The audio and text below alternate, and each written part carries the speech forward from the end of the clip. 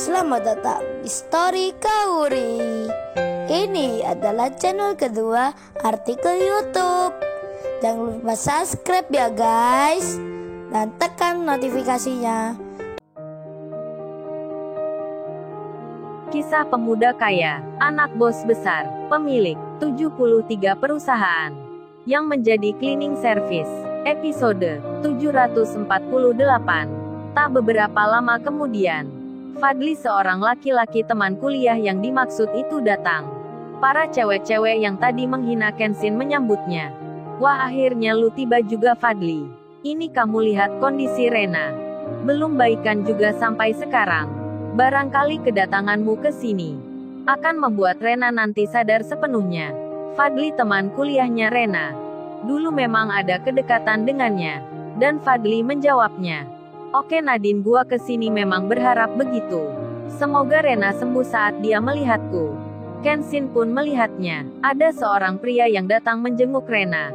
Kenshin tak mengenalnya, tapi sepertinya itu teman kuliahnya. Sementara itu di lain tempat, di rumahnya Kenshin, adiknya Kenshin bernama Nita bicara pada mama dan ayahnya. Nita bertanya, "Ya, apa benar Kak Kenshin akan menikah lagi? Menikah dengan Kak Rena itu?" Ayahnya menjawabnya, "Kamu kok tanya ayah Nita? Tanya kakakmu sendiri saja. Ayah ini nggak tahu masalah anak muda.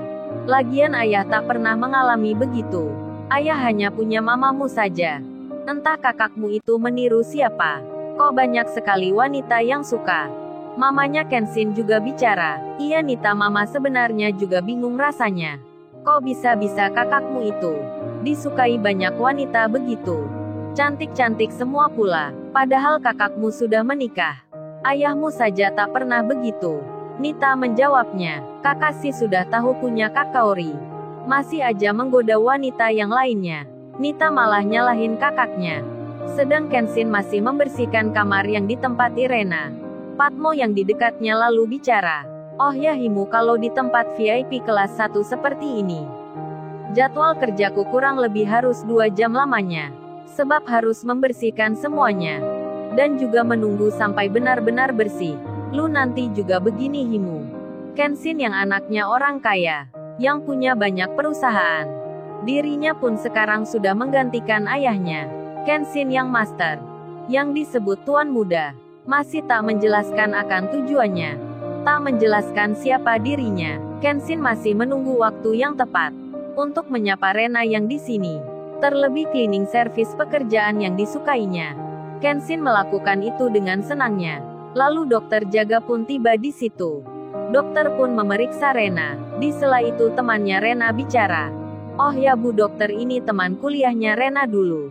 Barangkali Rena baikan nantinya." Bu dokter pun bertanya, "Oh jadi mas ini yang namanya Kenshin?" Fadli dikira Kenshin, karena Bu dokter itu sering mendengar nama Kenshin yang disebutkan Rena. Temannya Rena itu menjawabnya, "Bukan Bu dokter, tapi ini namanya Fadli. Teman kuliahnya yang dulu dekat dengan Rena." Bu dokter pun lalu bicara, "Oh kalau gitu silahkan dipanggil Mbak Rena ini. Barangkali langsung bisa terbangun dirinya." Syukur-syukur bisa bicara pula. Fadli pun mendekati Rena, berbisik di sampingnya. Fadli berkata, memperkenalkan dirinya, "Hai Rena, aku Fadli, teman kuliahmu dulu. Apa kamu masih ingat diriku? Aku kesini untuk menjengukmu, bertanya kabar tentangmu. Aku kangen ingin main denganmu, makan bersama denganmu. Seperti di kantin dulu. Teman-teman lain juga ada di sini. Kamu baikan ya Rena? Cepat sembuh ya Rena. Nanti kita adakan reuni bersama." Fadli berbisik di dekatnya Rena.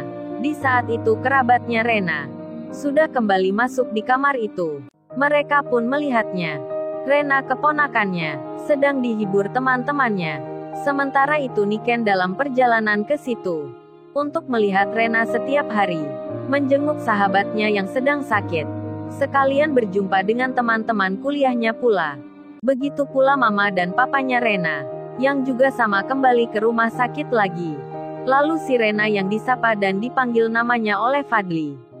Rena pun masih tak mendengarnya, belum membuka matanya. Si Rena masih sama, dalam keadaan tak sadar dirinya.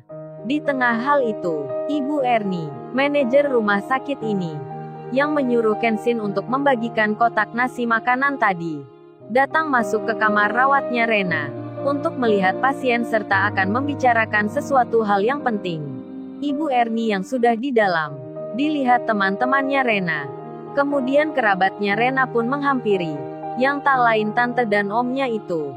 Ibu Ernie manajer rumah sakit itu lalu bilang, "Oh ya bapak dan ibunya, kalau Mbak Rena ini akan pindah rumah sakit di luar negeri, kami akan memberikan rekam medisnya. Tapi saran dari kami sebaiknya, Mbak Rena tetap dirawat sementara di sini, sampai Mbak Rena ini minimal bisa tersadar kembali. Kalau langsung dibawa ke luar negeri, kami kira resikonya akan tinggi. Dan itu sekedar saran dari saya selaku pihak manajer rumah sakit ini. Tapi kalau pihak keluarga berkendak lain, kami tak bisa memaksa." Rupanya Rena akan dipindah perawatannya di luar negeri. Kenshin pun mendengarnya, dan Ibu Ernie lalu bicara ke Patmo.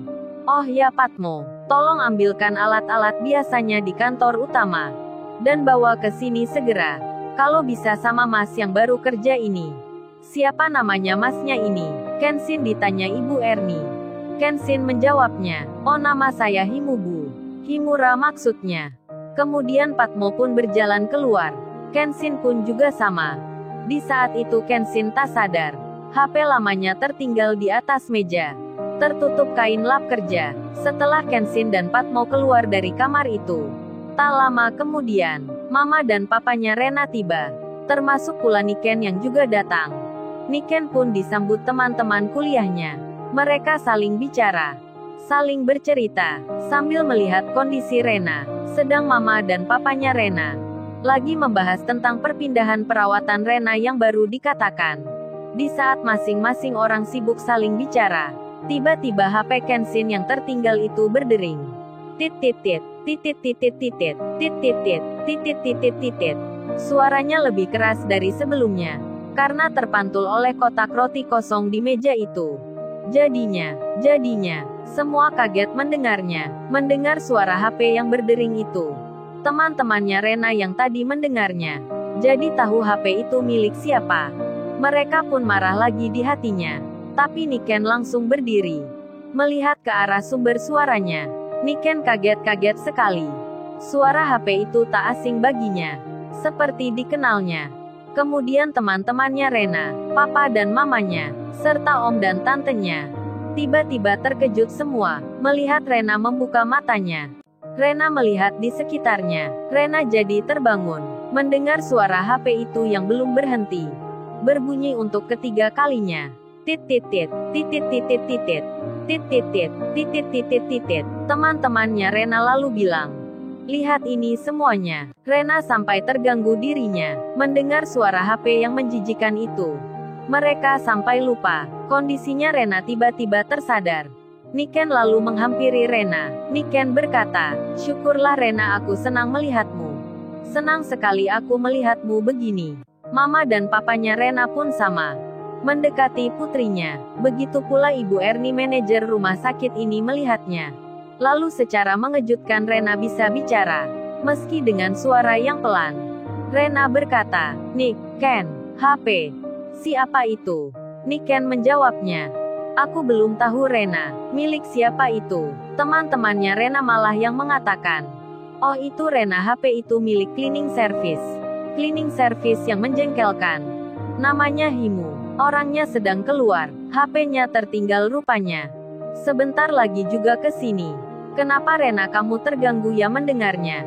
Kemudian HP itu berdering lagi. Niken pun mengambilnya. Saat melihatnya, Niken kaget luar biasa. Ini seperti milik orang yang dikenalnya, yang dulu pernah melamar kerja di tempatnya. Dibawalah HP itu ke Rena. Saat Rena melihatnya, si Rena pun deg-degan jadinya. Ekspresinya berubah. Kemudian Rena bertanya, "Nih, Ken, siapa Himu itu? Siapa Himu?" Rena bertanya tentang nama Himu. Dirinya masih berbaring. Teman-temannya Rena yang menjawabnya. "Namanya Himu. Himu Himura. Dia tadi tak sopan denganmu Rena. Melihatmu sangat lama. Kayaknya dia naksir ke kamu. Jadi kita marahi dirinya. Cleaning service kok sudah berani kurang ajar." Rena pun tak mengenalnya. Begitu juga Niken, yang belum tahu maksudnya, belum tahu Himu itu siapa. Hingga Kenshin kembali, sudah di depan pintu. Kenshin sambil membawa bak air. Kenshin pun berjalan, akan masuk ke dalam. Detik-detik semua orang akan kaget nantinya. Lalu, bagaimana kisah selanjutnya? Subscribe channel ini untuk episode berikutnya. Terima kasih. Jangan lupa ya guys, untuk kelanjutan ceritanya ada di channel Story Kauri. Jangan lupa subscribe ya guys, dan tekan notifikasinya